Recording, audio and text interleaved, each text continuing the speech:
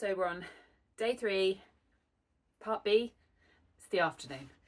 I have got the jacket outer sewn together with its lovely pockets. And now I'm gonna whiz through all the piecing again, but with the lining pieces.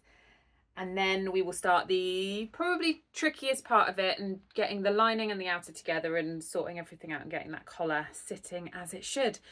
So let's see how we go. I haven't got huge amounts of time before we have the school run, but we're going to give it a good old try. So I'm not going to bore you with too much detail on this because essentially I'm making another jacket just in the lining fabric. So it's a lot of very similar piecing and processes that I've already done on the outer. Okay, lining is all in one piece, which is satisfying because I've got no more bits of fabric attached to pattern pieces.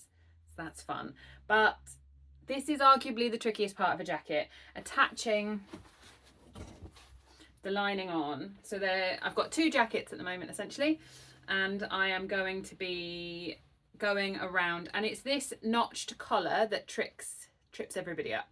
It's the tricky bit for sure. So I'm going to do my best to try and explain what I'm doing as I'm doing it, but we're going to be aiming to head in there, and then you have to go past the seam allowance and we're going the other side. But I shall explain. We are going to have what I refer to as a Spice Girls moment, as 2 become 1.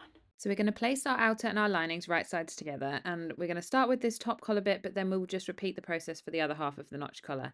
I'm using a pin here to help me line up these points. We're pivoting around the corners, and we're just being careful to keep our seam allowances out of the way and not so past our little circular markings that we will have on here. That is our trick here. We've got to stop exactly on the right spot. We shall tuck everything in. She's not finished and lots more pressing is required, but let me move my hair out of the way.